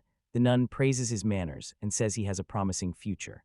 She then urges him to always follow the path of virtue, because the goddess is always watching, and good blessings come to those who act rightly. Loki remembers the nun and decides this acorn-headed woman doesn't count as a goddess, so he is free to act. Knowing daily chores build experience, he still prefers hunting monsters because it is the fastest way to learn new skills. After saying goodbye to his friends, he decides to go shopping before dinner. Tired, Loki returns to the inn and feels relieved to find fish for dinner since he is sick of meat. The smell of monster corpses and the way they bled when cut linger in his memory and almost made him vomit. Though it feels like a game, hunting monsters means killing living beings, and that makes him uncomfortable. Sitting before the lit lantern, Loki looks at the world with a new seriousness. After everything he's been through, he realizes this world is real. A mocking remark from someone he knew comes back to him, and he finally understands what it meant. The harsh, tangible reality of this new world becomes clear to him. Watching others, Loki notices no one cares about delivering the final blow to monsters. For him, that was essential because experience and skill came from that final strike. The truth is simple. Others don't know this and don't have to fight to survive as he does. This knowledge changes his perspective, and he realizes he is alone in his logic, forced to grow out of necessity while others simply follow their routines. Loki discovers he has a rare advantage. He can see his levels and skills in detail, while everyone else only sees which skills they have without numbers. To him, everything looks like a game, a clear cheat, so he decides to use that advantage to grow faster than anyone, even if he has to treat reality as just a progress system. Loki reflects on his cold, calculating nature, knowing others care, but ignoring them to focus on his own growth, and he admits he could take advantage of people if necessary. The reason is clear. In this new world, he can truly grow stronger, something he never imagined possible in his original world. Haunted by traumatic memories of his old world and feeling alone, Loki realizes he is letting the quest for power consume him. Facing the darkness, he feels the weight of the decision and quietly asks to be returned to his original world. And as the light fades, he understands that if he continues this way, he will become corrupted. Learning he shares a name with an ancient demon king defeated by a hero from another world, Loki begins to question his own nature. Smiling darkly, he admits he is no hero, and facing his possible fate while lost in intense thought, he confesses that if he keeps going, he could become the next demon king and rule the world. Fed up with getting no answers from the being that brought him here, the protagonist gives up all expectations. Clenching his fist, he vows to live only for himself. Not knowing why he was summoned, he accepts what happened. He starts to think about whether he should tell his friends the truth about where he came from. Waking exhausted, the protagonist's feet feel heavy and sore, and his body shakes with weakness when he tries to get up. Breathing hard and sweating, he realizes he pushed his 14-year-old body too hard, and with a regretful expression, admits he was reckless to act that way. Left without orders in the new world, the protagonist takes matters into his own hands and soon finds that his physical stamina is very low. Finding no messages or instructions, he notices the status lacks a stamina value and with no other option, starts training on his own, running every day for the past 3 days. Getting ready for a light training day, the protagonist hears a scream and soon sees someone being attacked in the forest. Facing danger, he rushes in without hesitation, determined to help. Seeing the situation, he throws himself in to save the person in trouble. Arriving ready to help, the protagonist finds the situation already under control. The women defeat the enemies easily, and one of them smiles, thanks him for his concern, and praises his kindness, while he, a bit shy, asks if they are okay and receives an enthusiastic answer. Returning to the village, the protagonist describes what happened and is praised for the woman's courage in facing the enemies. Back early with a full basket, he is asked about his speed and replies that he simply met his goal, and the older man recognizes his skill and confirms the rumors about his talent are true. The protagonist says he does not want to draw attention. He plans to save money to buy weapons, armor, and other gear so he can explore the Rock of Plains later and estimates he needs about $1.5 million biki. Surprised by the amount, the man he talks to says trying to get it will make him stand out anyway. He adds that most hunters in the city only sell leftovers for extra income, unlike the protagonist who puts in far more effort. The man says that even if the protagonist doesn't want to stand out, delivering monster materials every day will draw attention and improve his image in the guild, and the protagonist realizes selling materials to specialty shops brings higher profits. He is warned that always carrying gold coins is risky and told to leave them at the guild, but he says they are tied to ranking up, so he needs to keep them with him. To his surprise, he found he could store his gold coins at the guild. An absurd scene plays out in his mind, where thieves attack and take all the money. Frustrated, he tells himself Amanda should have warned him about something so important earlier. Now without coins, he laments the irony and realizes the risk he ran. Walking through the city, the protagonist notices someone leaving a shop and grows curious. Seeing it's a jewelry store, he becomes distracted, bumps into a passerby, and quickly apologizes. Curious, he steps inside, and a mysterious woman greets him with a simple welcome. Inside the shop, the protagonist is surprised to see that every jewel is a magic stone. The woman asks whether he has come to buy or sell.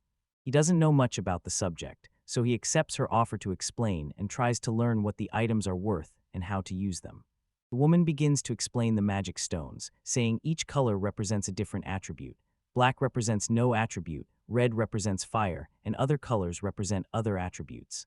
Showing examples, she says plain stones are used every day. He recognizes some, and is surprised to learn that magic stones can have attributes. And when she prompts him to consider uses for larger, more valuable stones, he begins to suspect a deeper purpose behind it. Learning that magic stones can add attributes to equipment. The protagonist lights up at the thought of wielding two swords with different elements.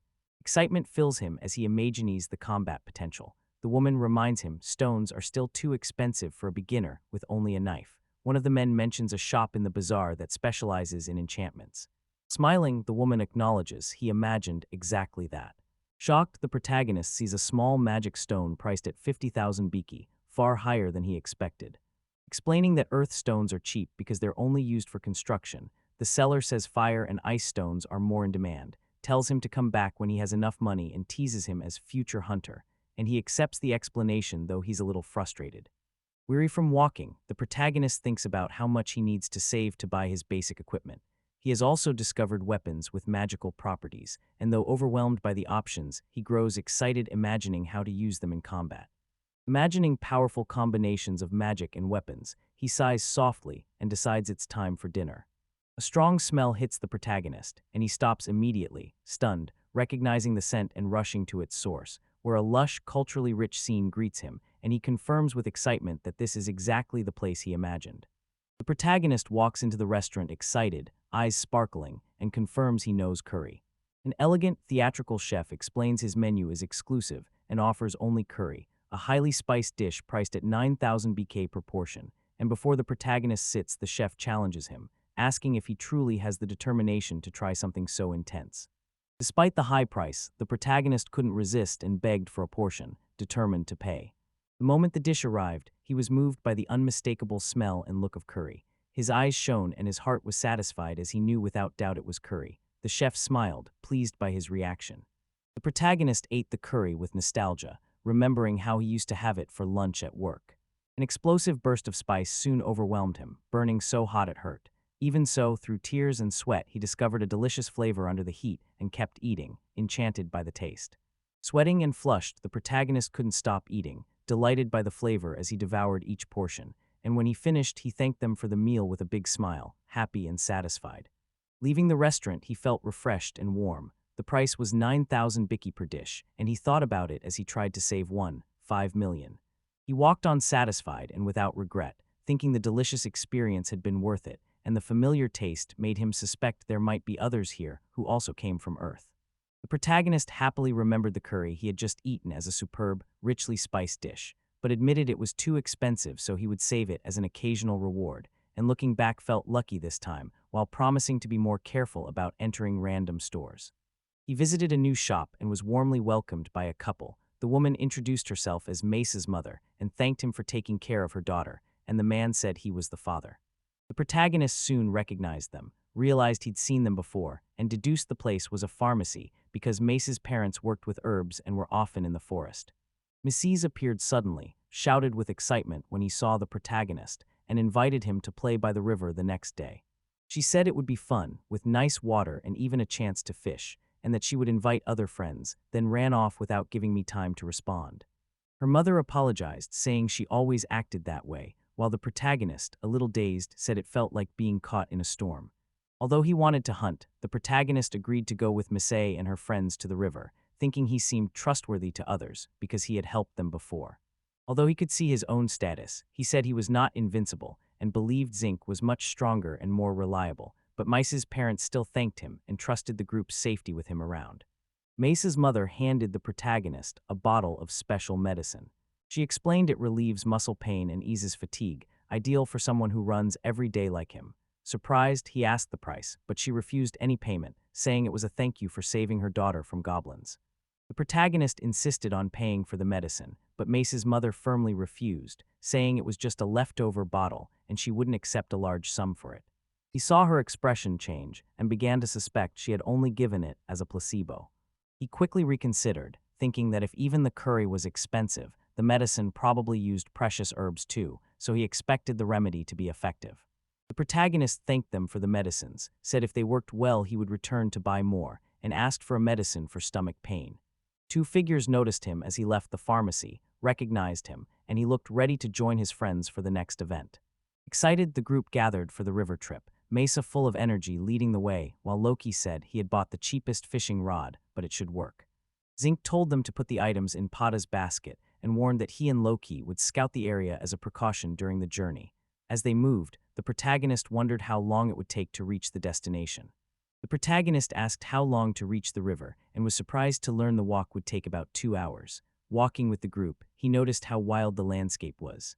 Pata, carrying the basket, complained that it was too much effort just to play. By the river, Mesa watched the water with excitement, while the tired protagonist let out a relieved laugh. Despite the protagonist's efforts, he still hadn't caught anything. Zinc suggested they take a lunch break, and the group seemed ready to enjoy the moment together. Fishing together, the protagonist enjoyed the peaceful scenery and relaxed in the calm atmosphere. Pata was generous, sharing his fish with the group and saying he had even brought his mother's lunchbox. Zinc said he was surprised by Loki's lack of fishing skill. Once everything was ready, the group gathered to eat and relax. They prepared to roast the fish, and Misei pulled out a small magical tool to start the fire, which impressed the protagonist. Zinc explained that the device ran on a magic stone for power. When they switched it on, everyone was surprised by how convenient it was. Excitedly, the protagonist said they could now eat grilled fish, holding it enthusiastically and amazed at how useful it was. The group relaxed around the campfire, savoring roasted fish. The protagonist watched the peaceful landscape and said he felt calm. He kept tending the grill and warned another fish was almost ready. When the others saw what was being prepared, they were surprised to find insects. Loki said they tasted good with salt, and everyone kept eating together, enjoying the wild picnic. After enjoying lunch, everyone agreed the food was delicious and decided to fish more for exercise. Misei suggested a team battle to make it more fun. When they were unsure how to split into teams, the protagonist suggested deciding with a simple game from his world, rock, paper, scissors, and the group reacted with curiosity and excitement. The teams were formed and the air filled with competitive energy, with Misei saying she wouldn't lose and Loki promising he wouldn't go easy. The protagonist teamed up with Pata and began coordinating actions, asking for help to move the stones. Struggling to communicate, he used gestures, and when Pata understood, he felt relieved and more confident for the challenge. Eagerly, the protagonist guided Pata, giving instructions to move stones while trying to catch insects. Pata responded energetically and obeyed promptly. The protagonist soon realized he had pushed the pace too hard, and seeing Pata panting, he apologized and suggested they slow down. Pata insisted he was fine, and they continued the search with more care and cooperation. Worried about Pata's effort, the protagonist told him he didn't need to push himself. Pata paused, surprised, then smiled when he realized he understood, and with tears in his eyes he joyfully repeated that he understood, a small gesture of understanding that meant a lot to him. Moved by finally understanding and able to communicate with the protagonist, Pata hugged him tightly and said he could now also talk with him. The group celebrated the achievement, surprised by the sudden progress. Meanwhile, the protagonist was puzzled, thinking his language comprehension had improved just from talking to Pata, and that, without realizing it, he had become an isekai language teacher. To celebrate Pata's progress, the protagonist invited the group to a shop he knew for a special meal. Everyone congratulated Pata on his efforts, and they went there together, excited. They enjoyed a relaxed, joyful meal, celebrating the achievement with smiles and good company. A few days later, the protagonist woke up feeling lighter and refreshed, knowing the medicine worked and deciding to ask Mace's mother about the price next time. Reviewing his status, he saw his skills had improved, with charge and presence detection both at level 3, and he confirmed with satisfaction that he had already reached his initial goal of 1-5. Thinking about leaving money with the guild, the protagonist was interrupted by an angry woman who shouted, demanding to know why he had not been visiting her. She said it wasn't about missing him, but made clear she was upset by his absence. He looked confused and asked if something had happened, not understanding why she was scolding him. After being scolded for his absence, the protagonist learned his promotion to F rank was confirmed, withdrew his savings, and declared his plan with determination. He was ready to pack up his gear and head to the next challenge, the Raqqa Plains. After reaching rank F, Loki was congratulated and received his new adventure license. As everyone celebrated, he examined the card with curiosity and wondered whether its material could be changed. An expressive woman, pleased by his achievement, said the license suited him. A third person replied that the change was possible. The woman said licenses follow a material hierarchy like copper, iron, silver, and even adamantite to mark rank, and that changing a license's material is possible for an extra fee. The protagonist, confused by the system, questioned why the exchanges were arbitrary and was told this was common because of the processing fee. He bristled when he realized the system was a microtransaction. Loki argued the guild targeted only the rich, since only high-ranking members cared about card quality. The woman replied that the guild was a business and could not distribute its precious minerals for free. This made Loki wonder whether the SRANK linked to adamantite was really the highest. Intrigued, he asked Amanda directly whether SRANK was the actual limit. Loki pointed out that using adamantite for the highest rank felt lazy and uninspired. Amanda looked surprised and admitted he was right. There used to be a higher rank, but it was removed. The reason was simple. Current hunters lacked the strength to reach it. Amanda said she hadn't mentioned the lost ranks because she thought it was unnecessary, and Loki began to think that if the current hunters couldn't reach those old ranks, there might be people outside the guild who could. He quietly considered a bold idea. If heroes reborn from another world really existed, like the legendary Takuya, someone like that might be able to reach the lost rank. Loki kept thinking about the legendary hero Takumi, imagining that if Takumi had been reincarnated as a prince, he would not need to become a hunter. Loki still felt a strong urge to find him if he was alive. Seeing the seriousness in Loki's eyes, Amanda decided to share something important since Loki had brought it up. Amanda's excitement at Loki's interest drew everyone's attention. Amanda eagerly told the legend of the lost rank and praised Loki's cleverness, while Loki, startled by the exaggerated reaction, tried to back away and insisted he was still low rank and everything was fine for now, but Amanda was clearly determined to share everything. The next morning, Loki eagerly prepared for his journey to the Raqqa Plains, bought supplies and antidotes, gathered information, and still felt Amanda's pressure. Filled with enthusiasm, he decided to buy his weapon and armor in the morning and set off determined, announcing he was ready to explore the plains. Loki went to the blacksmith to order his armor, and the blacksmith said that with the leather in stock the work would take 4 days. Then after a dramatic pause he corrected himself to 5 days. Loki panicked at the delay and overreacted, while a nearby figure asked whether he had lost his mind for good. Loki argued with the blacksmith, saying he'd prepared everything and risen early to head to the plains, and suggested using ready-made armor. Sirius the blacksmith refused the idea and reminded him it involved his life.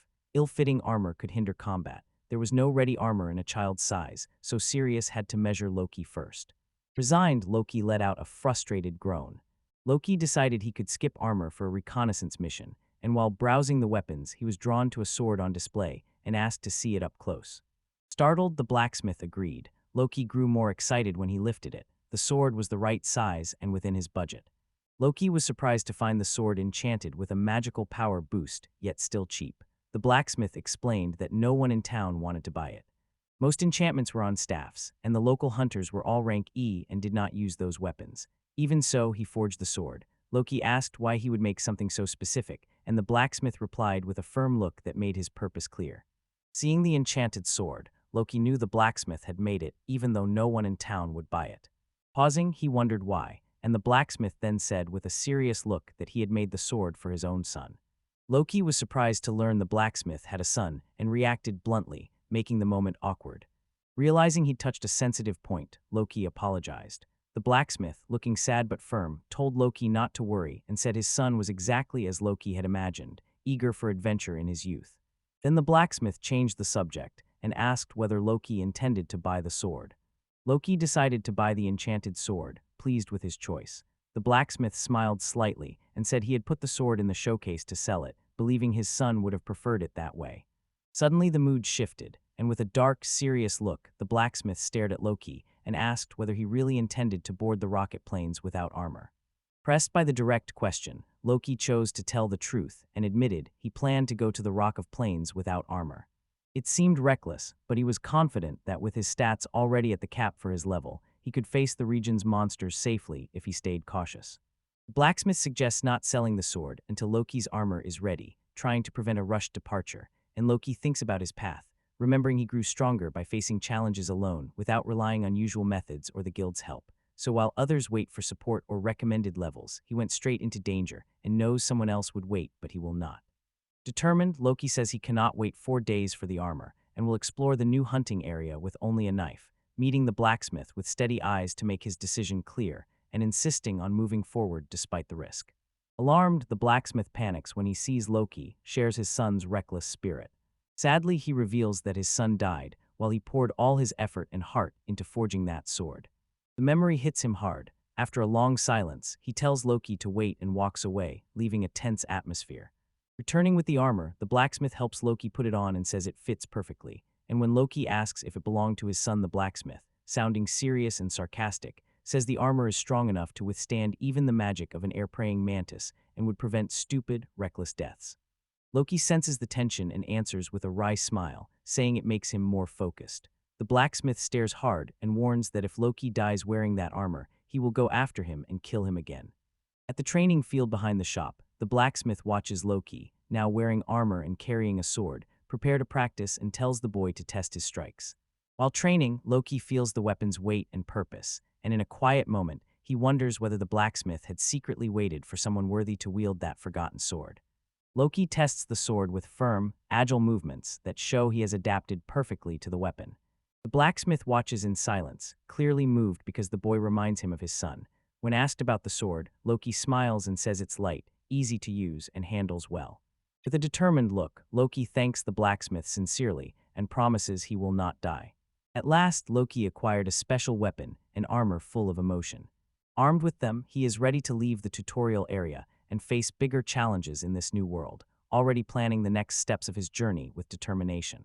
Loki insists on paying for the weapon and armor he was given, but the blacksmith firmly refuses. The man says the items were never for sale. Loki shouts that he has the money but still cannot convince the man, and they argue loudly, drawing the whole neighborhood's attention. Having paid only for the sword, Loki is troubled that he couldn't buy the armor. He walks to the church, his last stop deep in thought. Although he'd spoken to the person in charge a few times, this is his first time inside. With some money left, he thinks he should feel like he's won a game, but he cannot shake a confused feeling. Loki entered the church and admired the goddess's statues, then noticed someone praying and asked whether that was the correct way to pray, and the temple caretaker smiled, noticed his finer clothes, and confirmed it was a form of prayer. Loki enters the room to check his status and finds a stone that displays it to everyone, making him uncomfortable. Curious, he asks whether the offering's value affects the information revealed. The nun is startled by the question. She says firmly that this would be asking for punishment, and Loki quickly apologizes, embarrassed by the reaction. Loki learns that large donations to the church can earn invitations to events run by the powerful Fennel Empire, and because they are in a rural area, this does not affect them. A man notes how money shapes the religious institution and sees luxury in the buildings, while another person, excited by a high offer, prepares to join the ritual. Loki reveals the real reason he came to the church, to select a class. Learning the process is seen as a divine blessing, and that proper prayer can influence which class he receives. He is surprised and understands he must accept whatever comes and use it well on his journey. The nun explains that choosing a class brings a divine blessing that makes it easier to gain experience and improve skills for that class, and Loki understands that classes have unique skills and their own rankings. Thrown by another RPG-like system, he forces himself to focus and accept this as reality, realizing his biggest problem so far is a lack of power. Loki hears from the nun about the possibility of a rare special class. This is known only through divine revelation. She said she has only seen beginner and intermediate classes in the city, but because an old priest here can receive revelations, there is a small chance something greater could happen. Loki, curious and excited, asks for more while the nun goes to call the priest. They lead Loki to the city priest's Trail, a respected man still able to receive divine revelations. Trail calmly confirms he can still select a class, because he holds the rare ability to reveal a special class. Unsure because he doesn't fully understand the process, Loki asks whether he can still receive divine protection. Watching and listening, he realizes the special class has unique skills and the gift of divine revelation has limited uses. Priest Trail reassures him gently, saying everyone comes from different backgrounds and what matters is to keep learning. Loki studies the statues of the 6 goddesses: commerce, sin, life, love, war, and fertility. Loki thinks about how they all love humans equally. A playful acorn-headed figure tries to get his attention, but Loki ignores it, realizing the figure is not one of the revered goddesses. Loki asks whether there are only 6 goddesses in this world, and the priest confirms, explaining that all prayers during the class selection must be directed to them. He can worship one, but is advised to pray to all because that can bring an unexpected class. To receive the revelation, focus strongly on the desired class, and with that the ritual is ready to begin. Loki kneels before the goddesses' statues and prays sincerely, seeking the class he wants. Prefer one that grows quickly, has high strength and defense, and performs well in melee combat. Firmly focused on this desire, he notices something unexpected beginning to happen that draws his attention. While praying, Loki keeps his eyes closed and feels a strange presence, as if the goddesses are speaking among themselves. Words like call and prepare echo in his mind. A calm voice instructs him, and he may open his eyes soon. Something is about to be revealed. Loki opens his eyes to see divine figures before him and realizes the voice he heard was youthful and not human. This could be one of the goddesses, and clearly something extraordinary is happening. A divine figure looks at Loki in surprise and asks who he is, and their reaction shows his presence is unusual even among the goddesses. Confused by his surroundings and unsure if he is really before the goddesses, Loki is abruptly interrupted. Impatient, one of them demands to know who he is and knocks him violently to the ground before he can react. A figure steps forward and coldly declares Loki an anomaly in this world, says she does not care who he is, and makes clear his presence is unwelcome. A dark figure stares at Loki coldly, reaches out, and says she will erase him from existence. Fallen and sweating, Loki realizes his life is at risk from a power he does not understand. As Loki is about to be erased, a goddess steps in and stops the attack, calling him an anomaly and insisting they have not yet heard his story, so the tension stays high, but he now has a chance to explain. Nearly erased, Loki is calmly questioned about who he is and why he is in that world. Nervous, he says his name is Loki, though his real name was Mamya, and explains he was taken to a strange place without understanding it, essentially kidnapped and brought there by accident. Loki tries to explain he was brought to this world by a godlike figure but strangely cannot speak about her, and the goddesses note they sometimes cannot read his mind, which is unusual and supports that he arrived through a dimensional rift and is not lying, leaving them intrigued that they cannot detect his abilities or read his thoughts. Some suggest he may have lost his memory or is under the influence of an unknown substance, which raises concerns that he might be dangerous. The goddesses open a serious debate about keeping Loki alive, seeing him as an unknown and dangerous being. Loki tries to make clear that he knows nothing. A cruel direct order forces him into silence. Be silent, anomaly. The situation grows even more tense and desperate for him. Fed up with being treated like a threat, Loki erupts, rises to his feet, and accuses the gods of being selfish, incompetent, and arbitrary. After all he has endured, he can no longer tolerate being judged without being heard. Angry, Loki confronts the goddesses and says he tried to speak respectfully, but was ignored. One person becomes furious and demands he be killed, calling the crime unforgivable.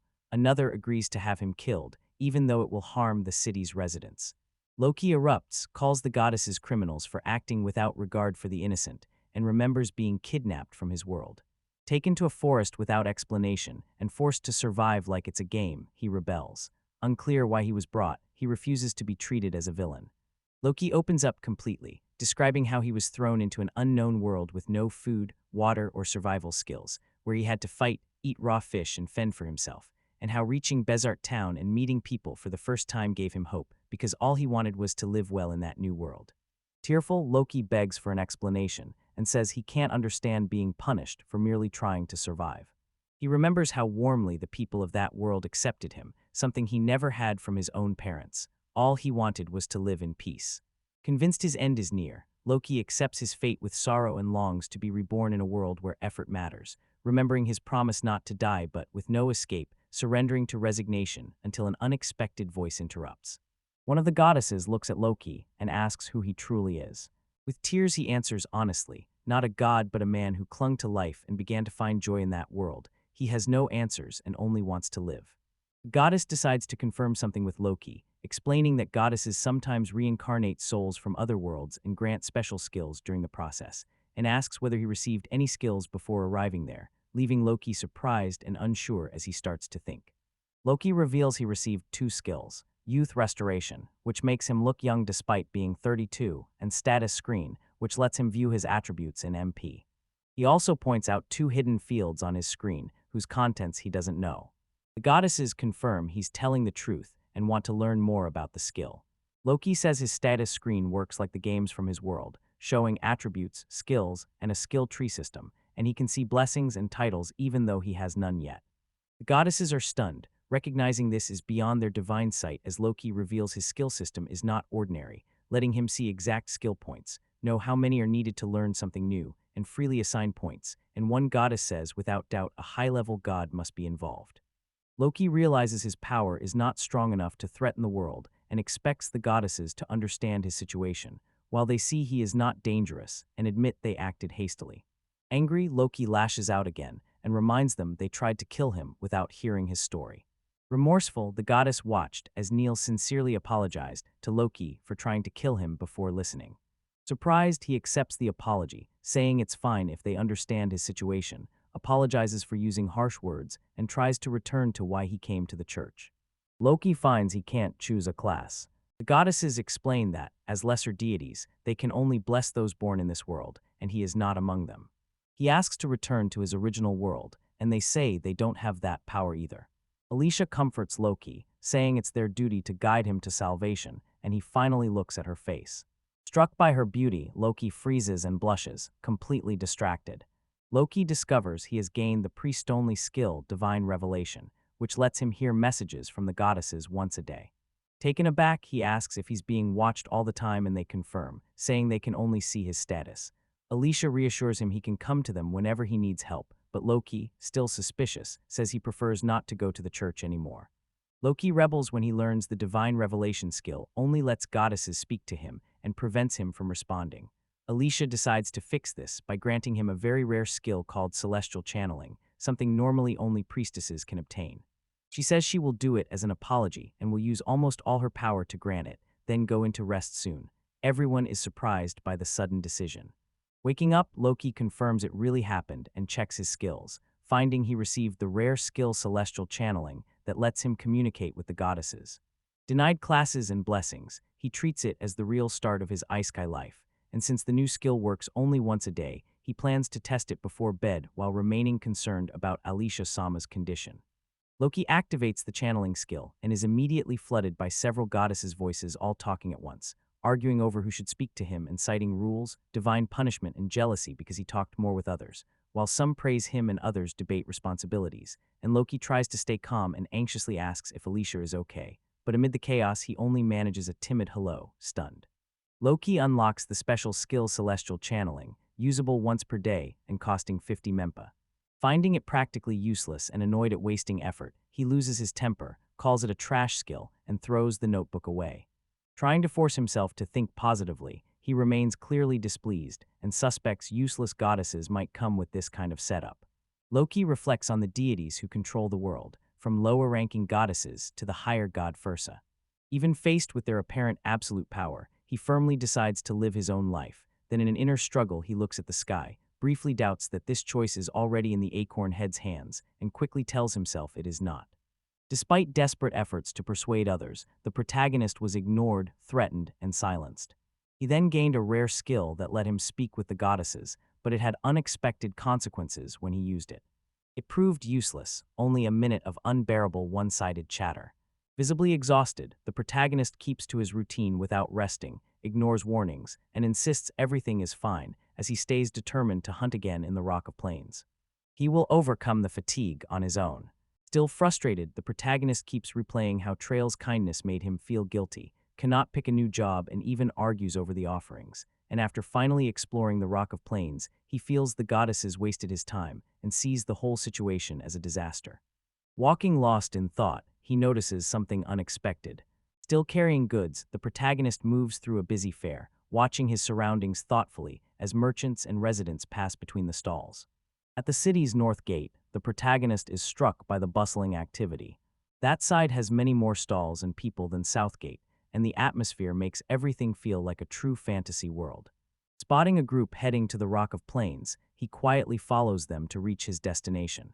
At the Rocket Plains, the protagonist finally begins his hunt, excited. Noticing no one hunts alone, he is not intimidated. Watching the open field and how other groups operate, he sees the place has pros and cons. Monsters are easy to spot, but someone could also snatch his basket. Still, he moves forward, alert to his surroundings and ready to act. Loki's first challenge is an air mantis. Despite the enemy's camouflage in the vegetation, he stays calm and decides to test his skills. Finding the hidden creature, he prepares to act with determination. Loki uses his skill to detect the enemy as soon as he spots the air mantis.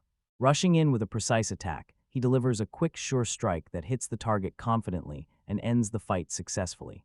Loki confronts a poisonous rat and moves to finish it quickly to avoid attracting others of its kind. As he attacks, something goes wrong. His strike is too slow, and even when he notices the mistake, he can't stop, so the situation spirals out of control and catches him off guard. After defeating the poisonous rat, Loki gains poison resistance, and the skill immediately levels up to 2. Intrigued, he finds that even with limited information, these monsters deliver excellent returns. Seeing that the poison mice are great hunting targets, he decides to explore this advantage further. Loki returned from the hunt with 21 poisonous rats. One was disabled due to excessive damage, and the others were rated highly. After reflecting on how easy his fights were, he suspects he trained too long in Pomera, and since even the air mantis was simple, he decides to move to Uluiv Forest sooner than planned. Loki notices the common trap of feeling invincible after a few wins. The reminder that overconfidence brings total defeat sticks with him. Realizing the question about the forest was a test, he decides to stay grounded. He will only move to the next area in the Rock of Plains once he is sure he is fully prepared. Loki learns that strength alone brings little profit when hunting alone in the Uluiv Forest, because the weight of the loot, especially orc meat, which is the most valuable, limits how much he can carry no matter how many monsters he defeats. The attendant tells him to think carefully before moving forward and to go over the information, while the protagonist accepts the advice with a resigned look. Loki watches a group he had seen earlier before they got paid for their mission. Each will soon receive 41,400 biki, enough for a few days' rest. Impressed, he sees that most try to earn about 10,000 biki a day, while he could live well on half that. By watching, he already learns a lot about how experienced adventurers live. Loki considers joining a group but soon decides that, although it seems interesting, it wouldn't work for him. Even if he hired a carrier, he would still need someone who could match his pace on hunts. He realizes the main obstacle is conflicting goals. Others seek comfort or stability, but he wants to reach the limits of his power. As he reflects, someone calls him. Loki is surprised when someone asks when he'll form a group, so he tries to play it off by saying he'd been thinking about it, while others nearby say he's the promising newcomer who's drawn attention and is even Amanda's favorite. A seasoned adventurer watches the scene with interest, thinking about the boy. 4 days later, Loki notices something important. Experience from defeating monsters depends on their skill level. After one poisonous rat, he reached poison resistance level 2, and now that skill is level 3. Comparing Pomera monsters, which have skills at level 1, he concludes the poison mice must have poison resistance at level 4, which explains the rapid experience gain and shows how the environment and monsters directly shape skill evolution.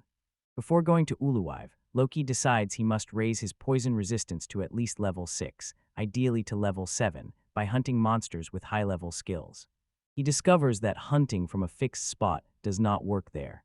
He must watch the basket constantly and discovers something bizarre. The poisonous rats are cannibals, making the situation even worse. To be efficient, Loki plans to hunt everything in one place, but realizes returning to Bezart to store materials would take 2 hours, so it is not feasible. Thinking of solutions, he imagines a tall platform to keep his basket safe from monsters. He imagines piling earth with a shovel, quickly dismisses the idea as unrealistic, then remembers he learned earth magic from the Huli mole. Loki chooses to test the earth's magic by jokingly saying, "Ground, rise." Surprisingly, it works. Repeating the command more firmly, the ground rises. His mana drops, proving a spell was activated. He remembers he couldn't use fire magic before and now wonders why earth magic worked. Loki is amazed to see the magic really worked. Concluding the secret may be in the feet rather than the hands, he casts the spell again to test it. The ground rises further, but he notices the mound is still climbable by monsters, and he is pleased by the larger amount of earth summoned. Loki tests different shapes with earth magic to form pillars, makes several columns that fall short of the needed height, and notices that more complex commands use more mana. Trying something exaggerated doesn't even activate the magic. The key to shaping it is the intonation and choice of words. Acting is essential. With this, he feels he is starting to understand how it works. Loki discovers he can combine keywords within the limits of his current earth magic to shape spells more precisely. He tests the idea by saying, "Create a long pillar," and successfully summons a huge earth pillar, proving the key is the correct choice and combination of words. After summoning a tall, solid pillar with earth magic, Loki celebrates. He can now hunt from a fixed spot without worrying about the basket's safety, but when he looks at the top of the pillar, he realizes he didn't plan how to get the basket back down. Loki celebrates his successful hunt with a basket full of defeated monsters. Smiling at how much his view of magic has changed, he remembers when he tried in vain to use magic to grill fish, and now he knows spells come from the feet, not the hands, and even though lowering the basket from the pillar was difficult, he is pleased with the result and his progress. Loki is surprised his fire magic finally worked and shouts with shock and joy, which startles a nearby adventurer. Someone brings up rumors about a newcomer who always goes alone, clearly referring to him. The talk shifts to a direct observation that his solitary habit may explain why he remains alone, and Loki, embarrassed, tries to hide his shock. Confidently, Aiden introduces himself and tells Loki he is lucky to be offered the chance to join Aiden's group. Loki, with a completely uninterested expression, politely but directly says no thanks. Aiden's reaction shows he did not expect that answer. Adam becomes annoyed when his offer is refused and insists group hunting is the best way and newcomers should rely on veterans.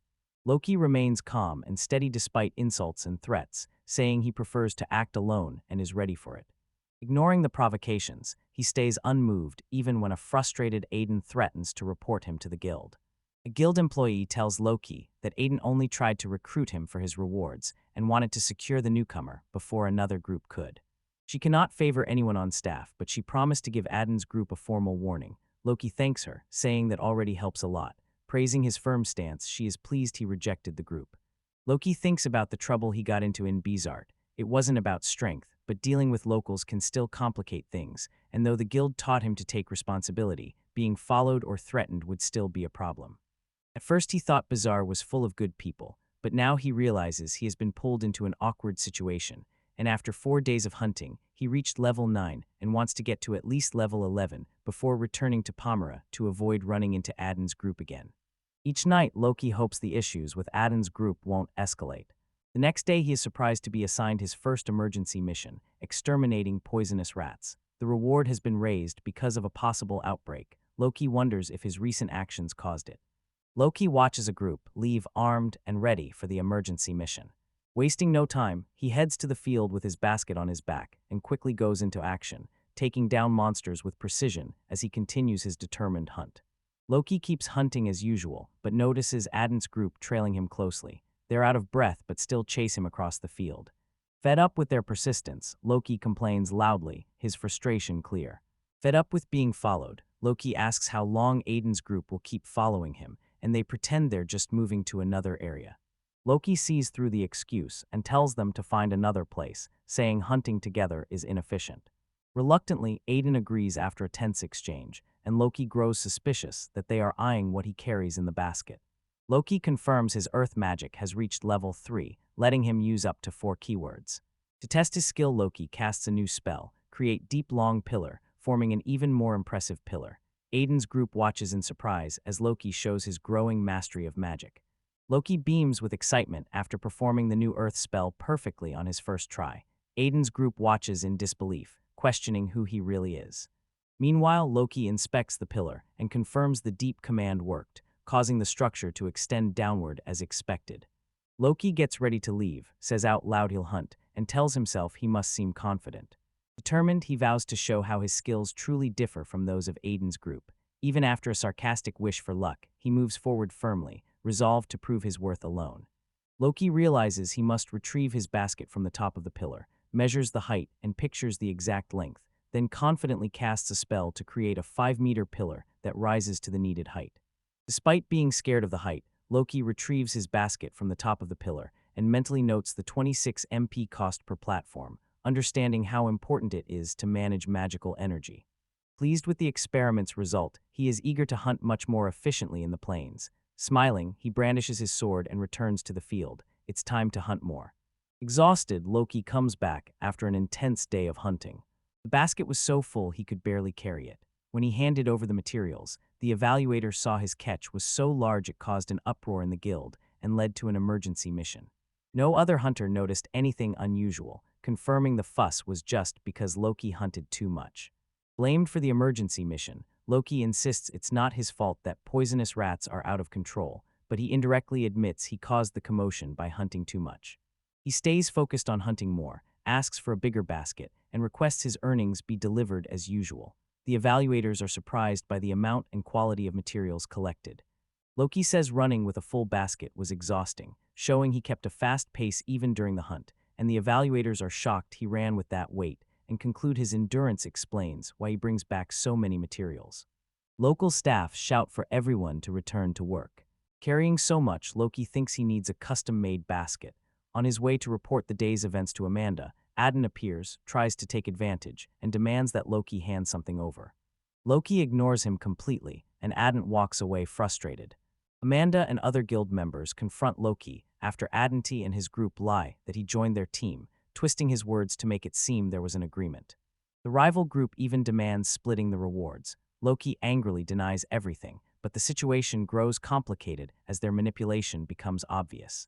Loki sees the rival group forcing the issue to gain an advantage even though they lack his skills, and instead of backing down like the others who notice the power gap, they keep pushing. Fed up with the provocation, Loki asks for their rank and earnings. Amanda reveals they are all rank F and earned 42,000 biki that day, making it clear they are far below him. Loki decides not to stay silent. Amanda exposes the group's lie by asking directly if Loki was on their team, which they used to justify sharing profits, and when they confirm, she forces them to pay the fair split they demanded. Loki refuses the 5,000 biki and says bluntly that only a fool would trade 400,000 biki alone for a useless group, and tension explodes when someone tells him to shut up. Loki gives his final warning. If they keep following and harassing him, he'll treat them as enemies like monsters. Cold and blunt, he vows to ruthlessly eliminate anyone who opposes him or aids those hunting him. He treats anyone who interferes with his hunt as worthless as goblins. The group reacts in shock. After Loki's direct threat, the atmosphere heats up, and Aiden, furious, yells at him not to act like he's better than everyone while the nervous receptionist calls for the guildmaster. The old guildmaster appears, annoyed by the late-night noise, and orders Loki to come with him, saying he is disturbing others. A man explains how to command respect. Someone else in the office listens quietly, thinking the consequences will fall on anyone who ignores the signs. Annoyed, the hunter says the judgment is unfair, and the older man explains he heard both sides before deciding and did not take a side. Relieved, the boy watches him. The older man says he wants to avoid any situation where someone might die. He warns that if the two become enemies, others could get hurt. The hunter reacts with indignation and calls the idea an exaggeration. Noting the boy's abnormal strength, the man says it could intimidate anyone, and the hunter feels uneasy. Aware that he has always been viewed with suspicion, the boy considers showing some of his true strength. The group faces accusations of provoking the boy and falsifying reports. The man declares their actions cross the line, and under the rules they are permanently expelled from the guild with no chance to continue as hunters. The man says the case nearly became a legal matter and adds that despite the expulsion they can still look for other jobs, and Loki agrees with the decision, so everyone quickly considers the problem resolved. The boy watches the decision and thinks it is far too lenient. The others are surprised by his cold, firm reaction. The boy accepts the punishment given to the others, but demands compensation for himself. Firm despite their desperate pleas, he says they should have considered the risks sooner. The boy thinks coldly that anyone who tries to use him deserves punishment, and he wants them to suffer forever and never forget him. He makes clear he does not see this as a game that can simply be restarted. The man warns that if they push too hard, things could end badly. Loki, without hesitation, says he'd like that, would even kill, but he's holding back. He insists that if they were criminals, he could legally execute them. The three kneel before the boy, crying and begging for forgiveness, pledging all their money and equipment. They leave ashamed and defeated as the boy watches in silence. Grateful, the boy thanks him for the help and hands over a small reward. The man asks whether this is his new way of acting. Admitting he may have exaggerated, the boy says he cannot tolerate people who hurt others thoughtlessly. The man understands and knows a single life would not be enough to make up for it. The boy asks that the potion be given to Jink and the others because he owed them a favor. Surprised, the woman agrees to help and praises Loki's attitude while carrying the items. As they walk, the man says it might be time to review the boy's ranking. He warns that this could happen again and tells him to be careful. The boy agrees but says he won't stay put and will try not to draw attention. The man gives an otherworldly look that confirms the suspicions he has held about the boy since their first meeting. Surprised, the boy realizes she deliberately tested his language comprehension and becomes even more suspicious. The man admits he knows Loki came from another world, leaving the boy shocked and suspicious of his motives. Trying to calm him, the man says he only wants help identifying something and offers a reward for it. He asks Loki to take the mission, framing it as a gamble to win his trust. Loki remains suspicious but agrees, curious about the request.